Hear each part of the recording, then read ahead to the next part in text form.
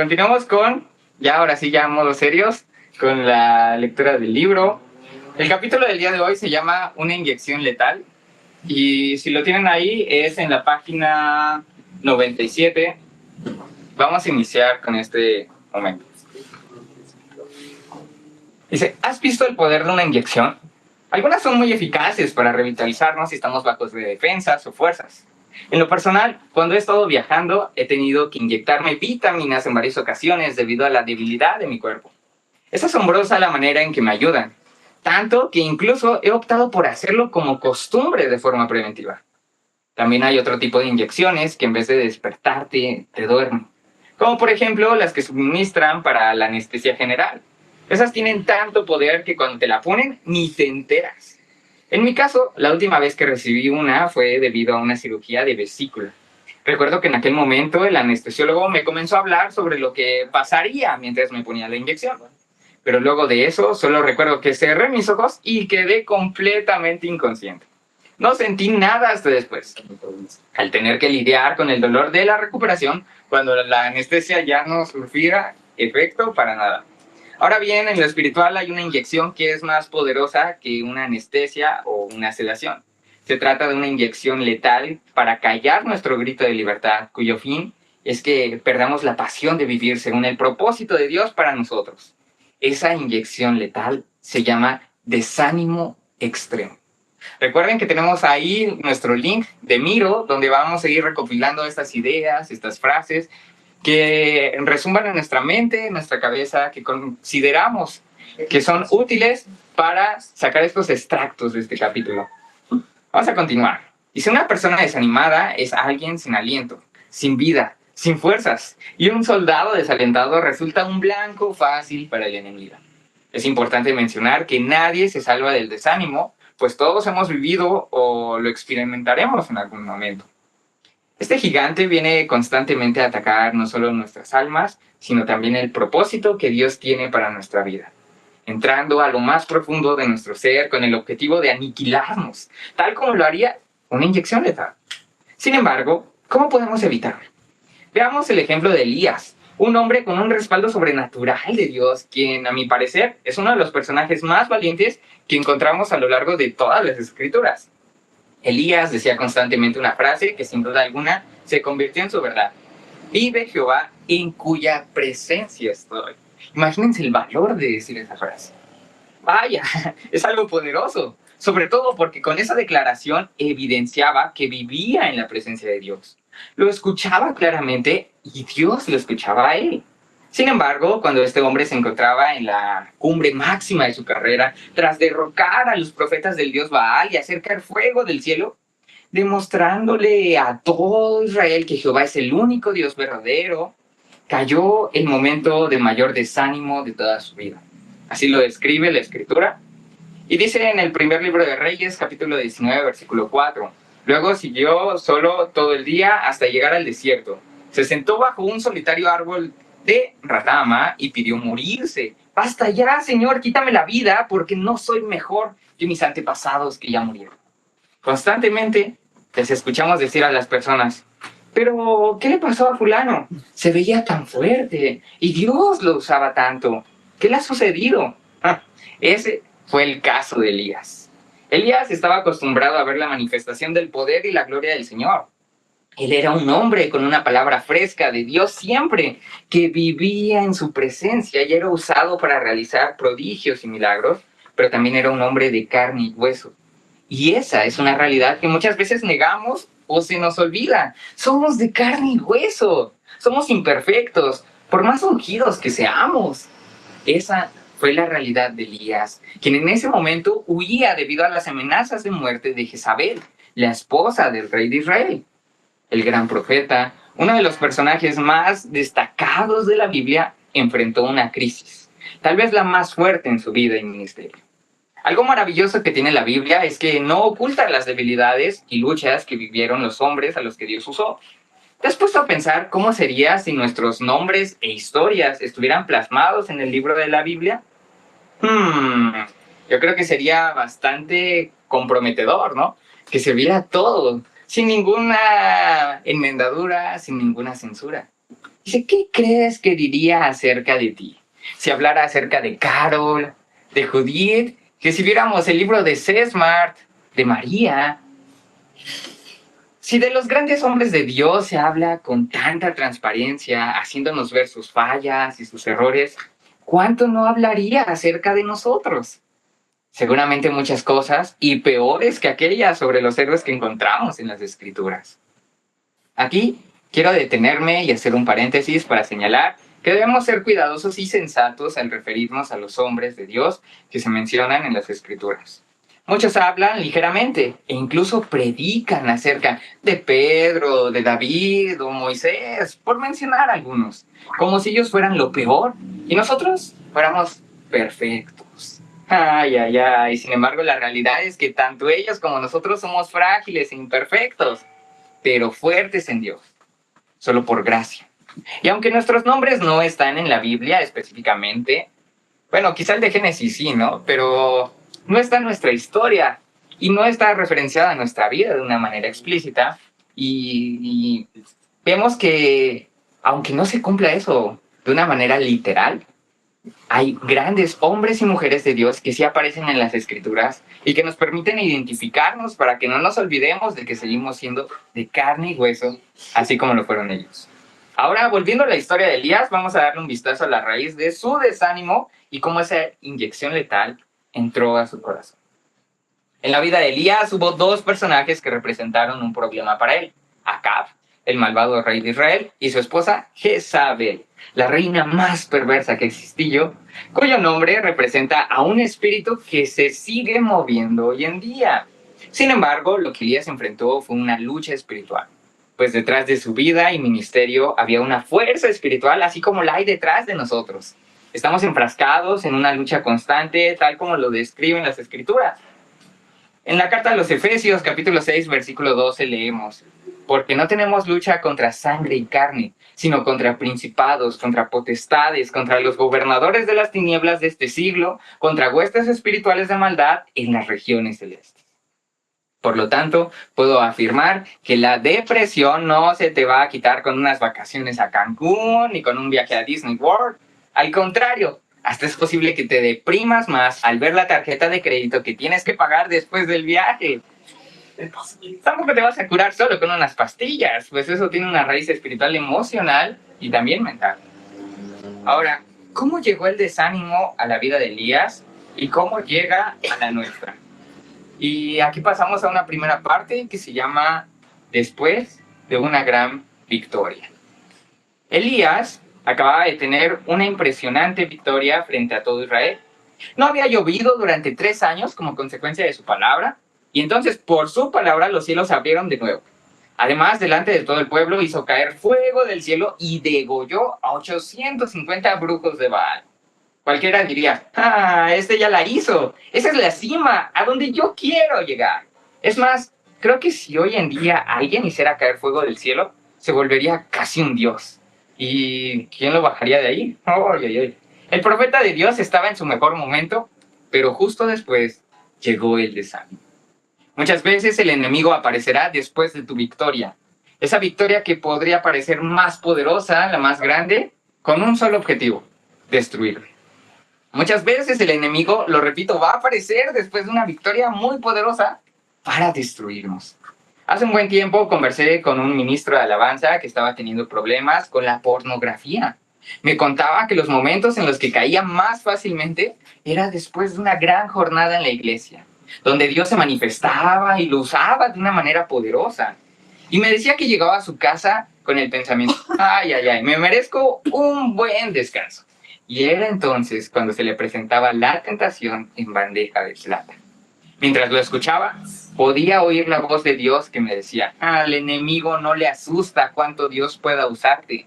Él te va a esperar en tu soledad. Y yo creo que esa es una frase bastante importante y que debemos de tener presente.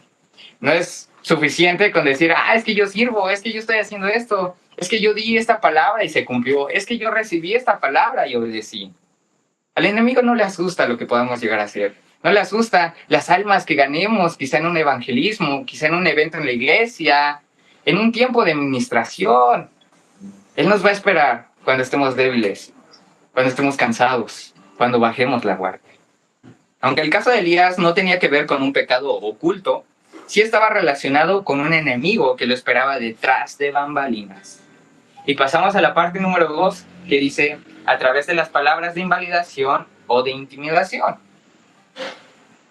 Entonces, Jezabel envió un mensajero a Elías para decirle, que los dioses me castiguen sin piedad si mañana a esta hora no te he quitado la vida como tú se la quitaste a ellos. Esto lo leemos en el primer libro de Reyes, capítulo 19, versículo 2. Elías escuchó las palabras que le mandó a decir Jezabel y les dio forma en una visión. La Biblia lo describe de esta manera en primer libro de Reyes, el siguiente versículo. Viendo pues el peligro, se levantó y se fue para salvar su vida. Resulta interesante ver que los dioses que Elías derrotó en el monte Carmelo son los mismos con los que amenazaba la bruja Jezabel. ¿Cuántas veces los gigantes que ya hemos vencido vuelven a amedrentarnos y nos permitimos caer en su trampa? Es por eso que quiero hacer énfasis en la palabra viendo, pues debemos tener cuidado con cómo visionamos lo que oíamos. Recordemos el capítulo anterior. Mira lo que oyes. Cuidado con lo que estás escuchando. Dice, ¿cuántas veces estos gigantes no nos vuelven a atacar? ¿Cuántas veces algo que ya superamos no vuelve a llegar a nuestra mente? Ese pecado, ese pasado, esa historia. Y nuevamente, ey, es que tú estás sucio. Es que Dios no te puede usar a ti. Es que tú ya fallaste. Tú vas a compartir, tú vas a adorar, tú vas a orar por esta persona si tú no oras.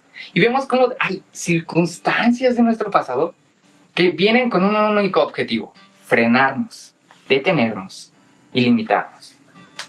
Dice, vamos a continuar con la siguiente parte, y dice, Elías en ese momento no vio a Jezabel, solo escuchó el mensaje que ella había enviado.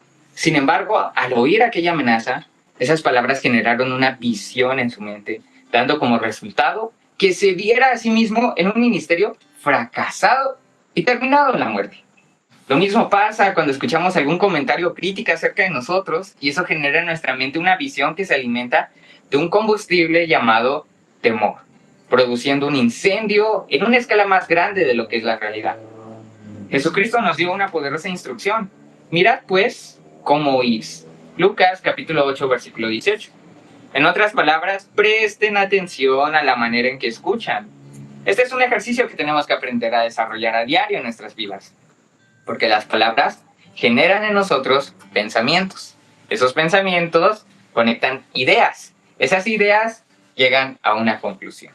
Cuando llegamos a esa conclusión, se genera una imagen, y esa imagen es una imagen fija que nos lleva a tomar decisiones muchas veces desatinadas y desorientadas. En los inicios de mi servicio en el ministerio hubo varios líderes que me humillaron con sus palabras. Yo servía como un miembro más en el ministerio de alabanza, pero tenía grandes sueños y anhelos de que Dios me usara.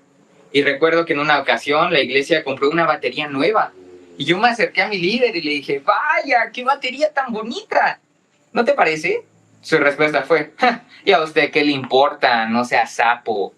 Para los que no lo saben, esa expresión en Colombia se usa para referirse a una persona que se mete en lo que no le importa, que no tiene derecho a estar ahí o que simplemente es un chismoso. Así que, como te imaginarás, escuchar esas palabras, que no sé ni por qué vinieron, me hicieron sentir muy pequeño e invalidado. Yo estaba recién llegando al ministerio y las estaba recibiendo de nada más y nada menos que de mi líder, una persona a quien le tenía muchísimo respeto y admiración. Aquel incidente no produjo rencor hacia esa persona, pero sí mucho desánimo. ¿Qué palabras de intimidación o invalidación han marcado tu vida negativamente? Expresiones como, ¿para qué haces eso? No sirves, vas a fracasar, eso no vale la pena. Entre muchas otras, son inyecciones letales para nuestro corazón. Finalmente tenemos cuando nos aislamos. Elías se asustó y huyó para ponerse a salvo cuando llegó a Beerseba de Judá. Dejó ahí a su criado y caminó todo un día por el desierto. Llegó a donde había un arbusto de retama y se sentó a su sombra con ganas de morirse. Estoy harto, Señor, protestó, quítame la vida, pues no soy mejor que mis antepasados. Esto es muy importante. Elías se había acostumbrado a caminar solo. Recordemos que no fue hasta después de su crisis que Dios le ordenó buscar a Eliseo para que lo preparara como su sucesor. Muchas personas piensan y enseñan que Dios desechó a Elías al decirle que fuera a ungir a Eliseo en su lugar, pero no tenemos que olvidar que después de que Elías llamó a Eliseo, los dos caminaron juntos de 7 a 10 años, y que seguramente en ese tiempo Elías aprendió a no estar tan solo. Es evidente que Eliseo no se despegaba de su maestro, tanto que al final de la jornada de Elías aquí en la tierra, Eliseo le dice: no te dejaré. Aun cuando Elías le pedía que lo dejara solo. Elías, siendo un hombre poderoso en Dios, debería haber aprendido que caminar solo no es bueno. Es más, uno de los argumentos que él tenía delante de Dios era que se había quedado solo. Lo leemos en Reyes capítulo 19, versículo 10. He sentido un vivo celo por el Señor Dios de los ejércitos, porque los hijos de Israel han abandonado tu pacto, han derribado tus altares y han matado a espada a tus profetas. Yo solo he quedado y me buscan para quitarme la vida. La frase "solo he quedado" constituye la misma expresión de muchas personas que caen en el desánimo, y es exactamente ahí donde el enemigo quiere que estemos, en esa zona de soledad dañina. En el caso de Elías había 7,000 hombres que no se habían doblado sus rodillas ante Baal. Es decir, Elías no era el único que quedaba. Había un remanente de hombres. Por lo tanto, no se trataba de que Elías estuviera solo, sino de que él mismo se había aislado. En el movimiento llamado Legendarios, que ha bendecido a muchos hombres en todo el mundo, dirigido por mi amigo Chep Utsu, tiene una frase poderosa que dice: hombre solo, presa paz. Y no les estoy diciendo que se casen o algo por el estilo. Vamos a ver de qué trata de llevar las batallas de una manera sola. Y esto tiene mucho sentido, pues cuando nos alejamos y nos aislamos, nos volvemos vulnerables. Algo que he aprendido es que por cada Jezabel que nos amenaza, hay muchos más hombres y mujeres que nos aman y se interesan sanamente por nosotros. Así que dejemos de multiplicar a las Jezabeles y empecemos a ver y a valorar a los soldados que, como nosotros, luchan y también llevan a cabo la buena batalla de la fe. Tengamos cuidado cuando nos sentimos decepcionados. En el libro de Reyes, capítulo 19, versículo 10, leemos: me consume mi amor por ti, Señor Dios de los ejércitos. Los israelitas han rechazado tu pacto, han derribado tus altares y a tus profetas los han matado a filo de espada. Yo soy el único que ha quedado con vida y ahora quieren matarme a mí también. Elías estaba decepcionado con Israel. Después de estar 3 años sin lluvia a causa del pecado y la desobediencia del pueblo, aún así no se volvieron a Dios. Entonces el profeta convoca a todo el pueblo en el monte Carmelo, restaura el altar y los exhorta diciéndoles: ¿hasta cuándo claudicaréis vosotros entre sus pensamientos? Si Jehová es Dios, seguidle, y si Baal, id en pos de él. Y el pueblo no respondió palabra. Elías se sentía frustrado al ver a un pueblo indeciso y distraído, y como los reyes mataban y perseguían a los profetas. Y no era para menos, pues él necesitaba aprender que esa realidad no estaba en sus manos. Ese es el punto. ¿Cuántas veces nos frustraremos por las malas decisiones en otros, afectándonos tanto que nos desanimamos pensando que no sirvió para nada lo que hicimos? Elías venía de una jornada durísima desde el punto de vista físico, espiritual y emocional, tanto que se quedó dormido. Él había dado todo lo que tenía: sus fuerzas, su pasión, su conocimiento, su compromiso. Sin embargo, cuando la decepción y el cansancio se unen, el cansancio se potencializa. Vemos esta historia y yo creo que varios nos podemos sentir identificados. Circunstancias que nos dicen: realmente yo creo que no puedo, realmente creo que hay una Jezabel, quizá un jefe, quizá un familiar, padre, madre, o incluso igual un líder en nuestra zona, en nuestra iglesia, a una voz que nosotros escuchamos y que valoramos y que nos tira justo para desmotivarnos.